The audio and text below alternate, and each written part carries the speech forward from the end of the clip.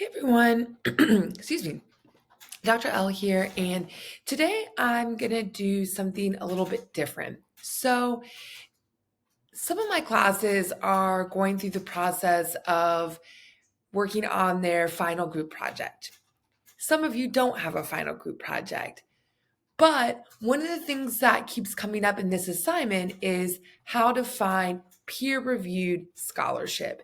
And so I thought that that was made clear through some of the writing resources that are on all of my eLearn pages. But if it's not, then I want to do something to make sure that you all know how to do that.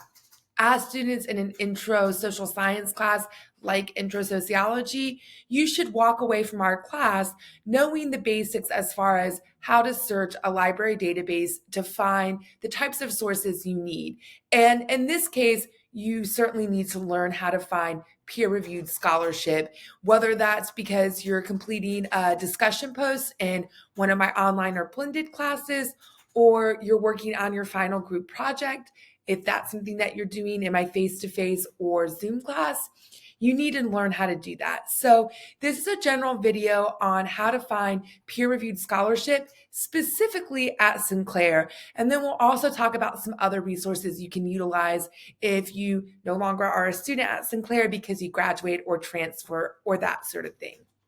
So let's get started. The first thing you want to do is you need to find the library website for whatever school you're enrolled in this case, Sinclair. And so you can honestly just Google it, Sinclair Library, and you will click on the link. And typically the homepage is going to have a search tool. So this is a really open, basic search tool. It's not as refined, but it can lead you to this section where you can filter and refine your search based off of some of the parameters you might need for a specific assignment. Again, in this case, we're looking for peer-reviewed scholarship. Now, this interface is pretty common for most library websites. So if you do end up transferring to another university, for example, it should be fairly similar. However, if you're interested in learning more about like the interface and that sort of thing, I have other YouTube tutorials on my YouTube page showing how to find peer-reviewed scholarship on library websites for other institutions, just if you're interested. Or let's say you graduate and you're no longer a student, but you find yourself needing to do research for your work. Typically, you can also use other search engines, or you can use a public library, right? Like Dayton Public Library, for example. And I'll get to that in just a minute. But for now, let's look at how to find peer-reviewed scholarship through Sinclair College's library website. So here you can see that you can already search just for books, just for articles, just for journals, or just for video and film based off of this stuff here. You can also play around with different search terms. So sometimes students will want to research a particular topic and they search for articles and books on that topic. And they come to me and they say, I have not been able to find anything on my topic. And what ends up happening is that in academic scholarship, they're using a different term for the same idea. And so sometimes you have to play around with the search terms you're using in order to find academic scholarship on the topic you're interested in. Off the top of my head, I can't think of a good example of that. Okay, here's something that comes to mind based off of my own research. So, with my dissertation research, I ended up writing about contemporary white supremacist groups. If you think historically about white supremacist groups, if that's all I know about so far in the early stages of my research and planning, I might start looking for scholarship and journal articles on a group that is well established and has been around for hundreds and hundreds of years, like the KKK, for example. But they aren't as much of a contemporary white supremacy group, although they do still exist. And so it's going to very much limit the academic scholarship I'm able to find to just that particular group. There are newer, more contemporary white supremacist groups that I may not necessarily know the name of yet. And so playing around with those filters, starting very broadly using terms around white supremacy, that would be a good starting point, and not just limiting that search to KKK or a specific group. That would be an example in my own research where I'm able to say, okay, now I'm able to find some of these newer, more contemporary groups that I didn't even know existed because I didn't know what search terms to use. And so that would lead me to get to a group like the Proud Boys, which is the group that came up in my dissertation work that I ended up publishing on. And so, but I didn't necessarily know about that group, or I didn't know what they stood for and what their mission was prior to embarking on this research project, the way I sort of would for other groups like the neo-Nazis, for example. And so that's just one example of starting with a particular topic, thinking about it in academic ways, and trying to come up with different search terms that might lead to the research that you are interested in. And it takes you a minute. You have to play around with those search terms and that sort of thing. All right. So now that I've given you an example in my own research, let's think about some of the things you all might be interested in learning more about, things you might want to find peer-reviewed journal articles on. And so I'll use the example of mental health and using social media, because not only is that a topic that students often express interest in learning more about in all of my classes, but one of my groups is doing their final group project on that topic, as well as similar adjacent topics. And so if I just go here and I do,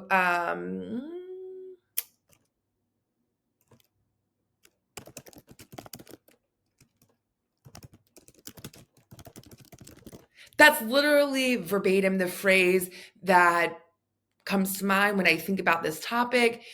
So social media, mental health, and it's not super academic. So it's possible that the way people are publishing on this topic might be different, and I might have to play around with those search terms. And so you'll see here, there's a book, there's a video, there's an article. How do we know that all of these different things are peer reviewed? Well, if you go here, oops. Oh, yep. Okay. I clicked on this filter here on the left-hand side, and now I know that all of the items that are listed here are peer reviewed. Now, something like this is from 1989. That's probably not very recent, right? Like we probably want to know more stuff. We probably want scholarship that's more recent than that. And so you can filter here for specific time frames. So, don't know why it's not letting me just type. Oh yeah, there we go. Okay. So let's say we know that Facebook really took off in the early 2000s.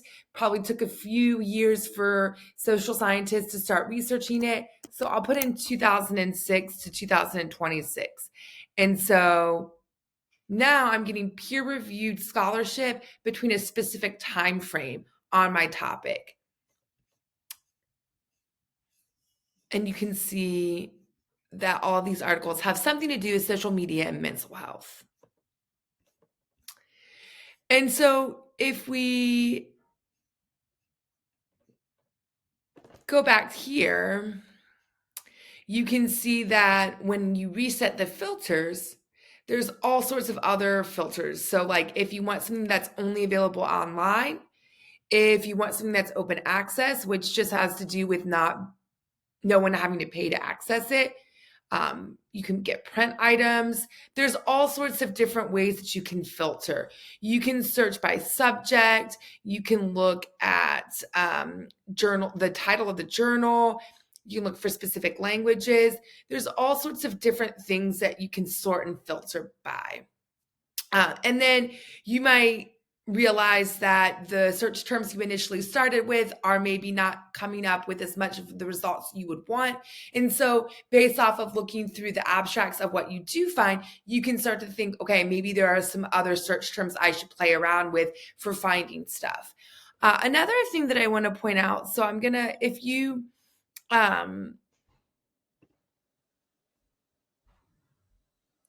if you're finding articles that you find useful, um, like this looks good. Do you believe social media is good for you? Associations between adolescents' beliefs about social media and mental health. We can click on that. You can see here, you can download the article as a PDF, assuming Sinclair pays to have access to it. You can email it to yourself. You can print it. You have all these different ways of accessing this. And I'm not even signed into my Sinclair website or accounts. Okay, so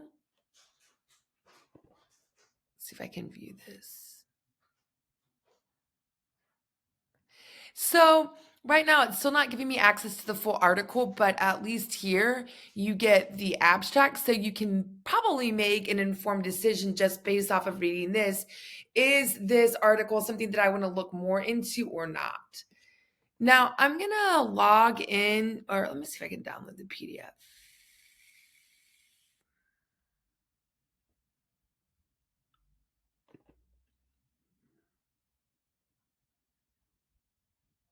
Okay, I don't think it's going to let me access the article without logging in, so I will go ahead and do that.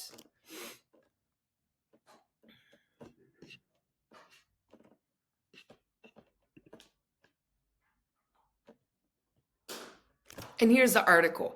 Now, the reason why I wanted to show you the full article, for our purposes today, I'm not going to walk you through a scholarly journal article to show you the different components, but that is something that you should be thinking about. You know, how do I look at these different subsections in a scholarly journal article to find the information I might need for a particular assignment?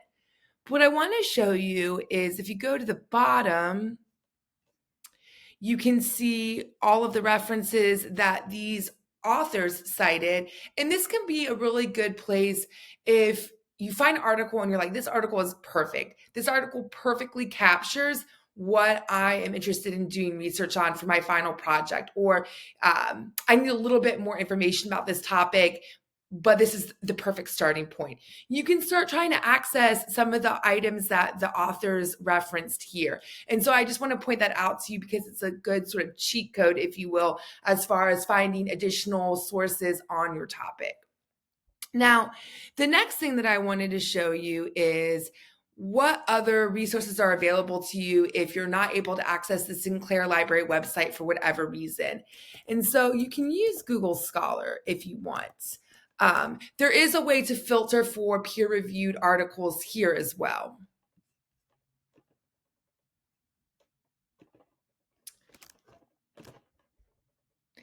And so here you can see, again, on the left-hand side is where the filters are. Like I said before at the beginning, the infrastructure of how these search engines sort of look is very similar. So if you end up at another university or something like that, the filters are probably going to be on the left-hand side, right? And so then you can click on reviewed articles. You can choose a time frame.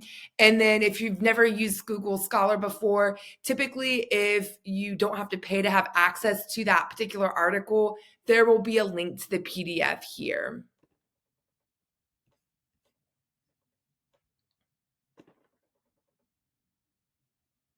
And now I have access to that. I can look at the abstract, see if it seems relevant to whatever assignment I'm working on, and then I can go through and read through that article.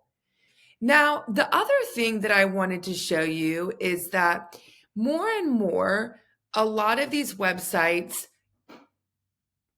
will create citations for you. So I know one of the things students have been struggling with for a lot in a lot of my classes for various assignments is how to do a reference citation, an APA or ASA formatting. So let's say you've read through this article, you like it, you want to use it for a discussion post or your final group project. If you click on Cite, it has MLA, APA, Chicago, Harvard, and Vancouver styles all automatically ready to go for you. And that's true of virtually anything you're going to find on Google Scholar.